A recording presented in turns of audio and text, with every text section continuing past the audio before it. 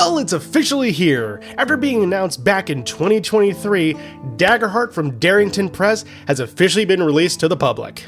And right out of the gate, I just want to give a congrats to Darrington Press for actually being able to put together a comprehensive and functional TTRPG and getting it published.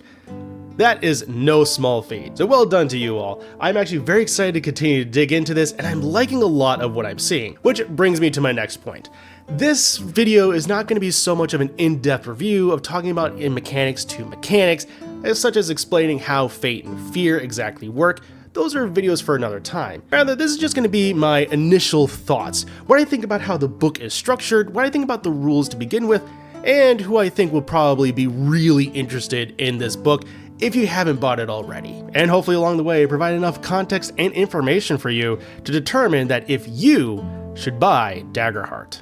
Immediately upon purchase, whether it's from your local game store or you order through the online shop, you'll be met with a truly beautiful presentation. Everything about this feels like a premium product, from the sleeve to the box of cards in it, and both having a ribbon in it. Seriously, any RPG book with a ribbon in it to hold your place is always a good move. Which all this does kinda help the blow that comes with purchasing this book through the online store. It is worth noting that you see on the store is the base cost, as you do have to include the shipping. The nice part is this does include a PDF, but still, my copy I wound up spending close to $75 USD. Anyway, the quality of the presentation continues into the book, which you are met with some absolutely gorgeous art. And the good news is, this art style is fairly consistent the whole way through the book. So for those of you out there where that consistency matters to help you visualize the game world, then good news. Furthermore, the book is actually laid out quite well. It has a natural progression of explaining the rules to where it makes sense. To a point, we'll come back to that. And I do want to make mention that at the beginning of the book, they do give credit to the various sources of inspiration for this game,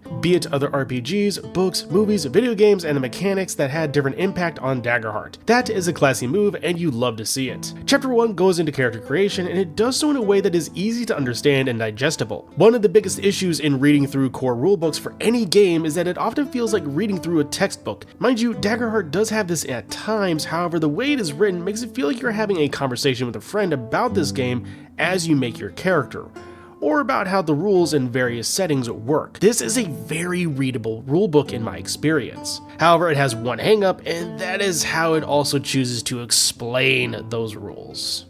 Yeah, so we're coming back to that point. One thing that Daggerheart does is that sometimes it'll explain things about its game multiple times, maybe in a small portion early on and then expand on it later, or explain the same thing twice and just do it completely differently. Evasion is a really good example of that. Another example is, fairly early on in chapter 1, they have a small portion explaining the flavor of how magic operates within the game, but then later on in character creation expands further on how magic operates.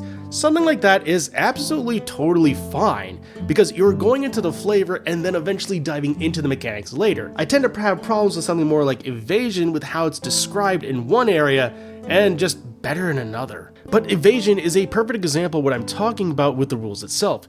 You see on the table of contents, it says page 91.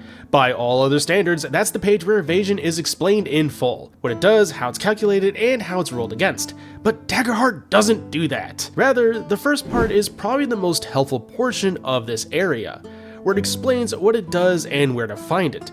The rest is basically just fluff, giving you an example of how you can narrate how your character is evasive, which is perfectly fine. That's the game we're playing. For a more complete and better explanation of what evasion is, does, and how it resolves is actually on page 18, as a portion of the character creation. How these are written are night and day, but we're not done, as the GM side of it is explained on page 148. This rulebook is written like utter chaos. For how well the book is presented and structured, it does make it feel a little disorganized at the same time. However, it does also add to the element of making it feel like you're in a conversation, so the benefit here is that it does slowly introduce you to the game. So this is one where I get the intent behind writing the rules like this.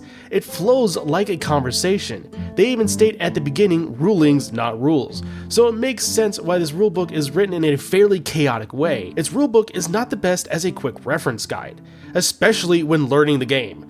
My recommendation is find explanations that are the most complete outside of session and annotate them. because this table of contents cannot be trusted. And now we're going back to the positives. The character options for classes and ancestries are your usual suspects.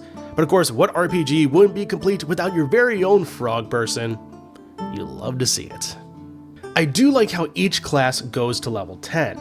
Rather than the more expansive level 20 system, this creates for a tight level design where it feels like you get something meaningful during each level up. Even the game itself encourages finding flavors and abilities to better match the vision of your character, and to go over it with the GM. And one of the best elements of this book is the fact that you can really just buy this one book and run the game. You are given absolutely everything you need to run it, as this rulebook has information for players and GMs, from how the game is run, making characters, stat blocks for adversaries, and even settings. Yeah, this book has its own settings called frames. These are the worlds that you can use for your very own campaigns. They are laid out in a way that makes it easy to understand what to expect, from the difficulty of running the frame, the expected genre, and sources of inspiration. It digs in deeper to the deities of the setting, common cities, ancestries, and classes that can be found there, as well as the overarching story of the frame. And yes, they have a direct list of ancestries and classes that are commonly found here. Obviously, Daggerheart does want to drive it home that you can make this frame your own,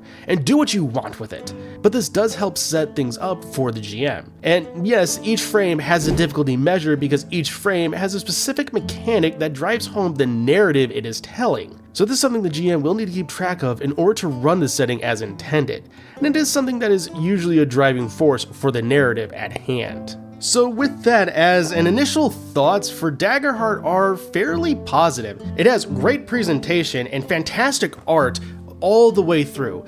I do enjoy how it is written like a conversation, even though that can lead to some difficulty in terms of organization down the road. But the fact that it is written in such an inviting manner makes it a very readable book, especially compared to so many TTRPGs out there that tend to feel more like homework than, well, playing a game with friends. So far, I do really like what I'm seeing with Daggerheart, though I do think it's not going to be a product for everybody. If you're the kind of player that tends to lean toward narrative, theming, and flavor over everything else, then this might actually be the game for you, as it does have a lot of mechanics to keep those that are more mechanically minded a little bit more interested.